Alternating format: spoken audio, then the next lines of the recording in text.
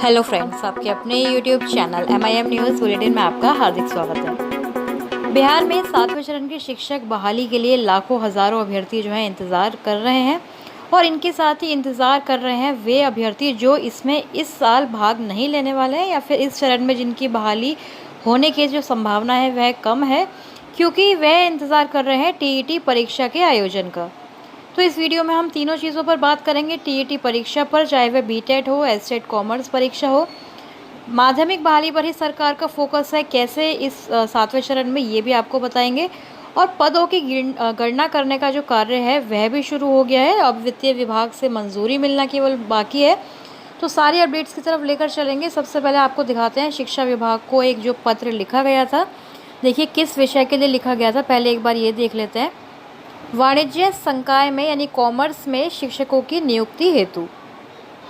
तो ये जो पत्र है ये लिखा गया था अभ्यर्थियों के द्वारा ही, जो STET कॉमर्स की परीक्षा में भाग लेना चाहते हैं, भावी जो शिक्षक बनना चाहते हैं, उन्होंने निवेदन किया था कि इस 2019 STET में वाणिज्य विषय को शामिल नहीं किया गया था। तो उच्च पटना न्यायालय ने केस संख्या भी इन्होंने मेंशन की कि वाणिज्य संकाय के शिक्षक नियोजन हेतु STET का आयोजन कर वाणिज्य शिक्षकों की नियुक्ति प्रक्रिया को पूरा करें, ताकि वह 7वें चरण की बहाली में पार्टिसिपेट कर पाएँ। जो भी आप आगामी 7वां चरण माध्यमिक शिक्षक नियोजन की बहाली लेंगे उसमें वाणिज्य विषय भी शामिल किया जा सके। तो ये मुद्दा देखिए लगभग 1.5 साल हो गया और इन्होंने फिर ये पत्र लिखा। उसके बाद ट्वीट्स के माध्यम से, पोस्ट के माध्यम से कई बार हमने अखबारों में भी देखा कि कॉमर्स STET का शेड्यूल 2-3 दिनों में जारी होने वाला है और 2-3 दिन हुए भी, बहुत ज़्यादा समय बीत चुका है। तो जो अभ्यर्थी अभी इंतज़ार तो कर रहे हैं STET क्वालिफाइड, यहाँ तक कि जो अभी TET परीक्षा पास भी नहीं हुए हैं, अभी परीक्षा का इंतज़ार ही कर रहे हैं, तो 7वें चरण की बहाली पहले होगी या फिर TET परीक्षाओं का आयोजन होगा। BTET का भी सरकार ने बोला हुआ है कि हम CTET BTET अभ्यर्थी यदि कम हैं तो हम उनकी भी परीक्षा लेंगे।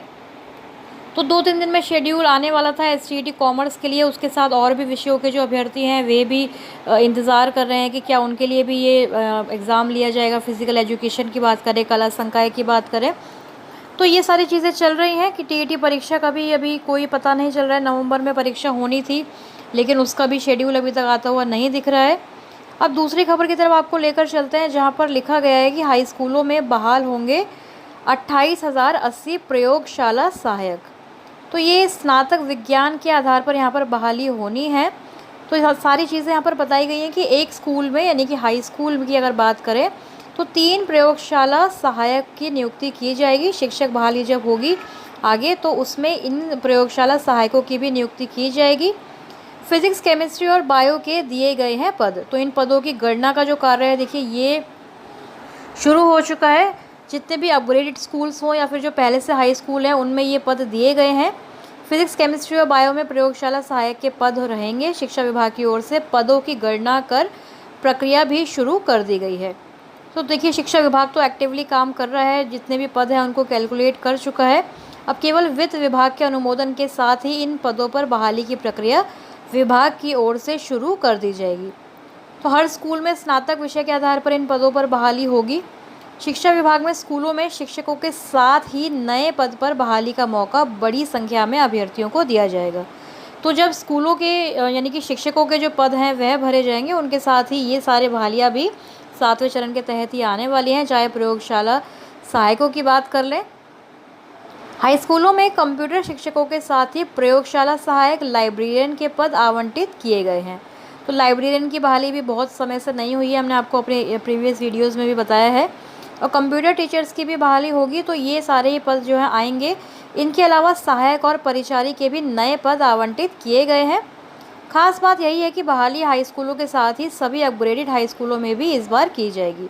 तो जो माध्यमिक शिक्षा उप निदेशक हैं अब्दुल सलाम अंसारी, उन्होंने यही सारी चीज़ें बताई हैं कि सभी हाई स्कूल्स में लैब हैं, लैब के सारे जो इक्विपमेंट्स हैं, संसाधन हैं, सभी हैं। लेकिन साइंस में बच्चे स्कूल स्तर पर ही आगे बढ़ें, इसके लिए प्रयोगशाला सहायक की भी पद बनाए गए हैं। तो साइंस में जिस विषय में अभ्यर्थी स्नातक होंगे उसी के आधार पर इनकी बहाली जो है की जाएगी।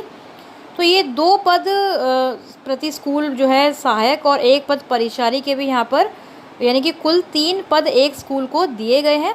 तो ये सारी ही बहालियाँ चाहे प्रयोगशाला सहायकों की हों या फिर कंप्यूटर टीचर्स की हों, लाइब्रेरियन की हों, सहायक और परिचारी की हों, ये सभी शिक्षकों की बहाली के साथ ही होनी है। आंकड़ा भी यहाँ पर देखिए दिया हुआ है, 19,263 पद प्रयोगशाला सहायक व परिचारी के रहेंगे। तो सारे ही पद जो हैं ये जोड़े जाएंगे और जुड़ने का काम जो है चल भी रहा है, केवल वित्त विभाग से मंजूरी मिलना इस पर बाकी है। रही बात माध्यमिक बहाली पर फोकस की, अब इसकी बात कर लेते हैं। देखिए, इस छठे चरण के नियोजन में हमने देखा था कि 94,000 प्रारंभिक शिक्षकों की बहाली के लिए रिक्तियाँ निकाली गई थी, जिसमें से लगभग 42,000 अभ्यर्थी जो हैं ज्वाइन किया है, उन्होंने स्कूल नियुक्त हुए हैं छठे चरण के तहत, प्राइमरी में 1 to 5 और 6 to 8 प्रारंभिक में। तो यहाँ पर देखिए, अब 7वें चरण की बहाली पर जितनी भी खबरें आ रही हैं और लगातार जो शिक्षा मंत्री हों या फिर जो शिक्षा विभाग के अपर मुख्य सचिव दीपक कुमार सिंह हैं, उन्होंने बोला कि पहले वे माध्यमिक की बहाली करेंगे, उसके बाद ताकि जो भी सीट्स बचेंगी उन पर फिर प्रारंभिक की बहाली आसानी से की जा सकेगी और सीटें ज़्यादा भरी जा सकेंगी। तो ये तो बिल्कुल चीज़ समझ में आती है। लेकिन अब देखिए, लगातार अखबारों में हाई स्कूल बहाली के ही विषय में जो है प्रकाशित हो रहा है और प्राइमरी बहाली, प्रारंभिक बहाली, बीटेड सीटेड अभ्यर्थियों ने, जबकि हम लोगों ने कितना आंदोलन भी किया है, कितनी बार ट्विटर कैंपेनिंग हुई है, सड़क पर भी उतरे हैं अभ्यर्थी। लगातार जो शिक्षक संघ हैं, भावी शिक्षक संघ, वे भी एक्टिव रहते हैं बीटेड सीटेड वाले, जबकि एसटीईटी अभ्यर्थी उतने ज़्यादा भी एक्टिव नहीं रहे हैं। आंदोलन की अगर बात कर लें, पहले आंदोलन हुए हैं एसटीईटी के भी, लेकिन अभी रिसेंटली अगर देखें तो बीटेड सीटेड ने बहुत ज़्यादा एफर्ट्स किए हैं अभ्यर्थियों ने बहाली खुलवाने के लिए। और सरकार का जो फोकस लगातार लेकिन बना हुआ है 7वें चरण को लेकर, वह माध्यमिक बहाली पर ज़्यादा दिख रहा है, क्योंकि सरकार ये जानती है कि छठे चरण के तहत माध्यमिक और उच्च माध्यमिक में बहुत ही कम शिक्षक जो हैं इनको मिल पाए हैं। और क्यों नहीं मिलेंगे कम, क्योंकि 2011 से एसटीईटी पास करके वो अभ्यर्थी बैठे हुए थे। उसके बाद फिर उन्होंने शायद बीटेड भी क्वालिफाई करके वो प्राइमरी में कहीं ज्वाइन कर चुके होंगे या फिर किसी अन्य डिपार्टमेंट में उन्होंने ज्वाइन कर लिया होगा। तो इसलिए अभ्यर्थी बहुत कम मिले हैं छठे चरण से माध्यमिक के। तो 7वें चरण पर सरकार का फोकस कहीं केवल माध्यमिक बहाली को ही पूरा करना तो नहीं है, और प्राइमरी बहाली भी होगी, क्योंकि आप लोग देख रहे हैं कि प्राइमरी के लिए केवल 80,000 सीट्स बताई जा रही हैं, जबकि 40,000 से ज़्यादा सीटें जो हैं, 45,000 से ज़्यादा सीटें तो इनके पास छठे चरण से ही आ रही हैं। तो इसलिए सीट्स तो बहुत सारी प्राइमरी में भी खाली हैं, लेकिन सरकार केवल 80,000 सीट्स बता रही है। और माध्यमिक, उच्च माध्यमिक में आए दिन जो है सीटों की संख्या का आंकड़ा जो है वो बदलता हुआ नज़र आ रहा है, कभी 1 लाख, कभी 1.25 लाख, 1.5 लाख। और अब ये सहायक जो आए हैं प्रयोगशाला सहायक, ये भी हाई स्कूल में ही बहाल करने की बात चल रही है।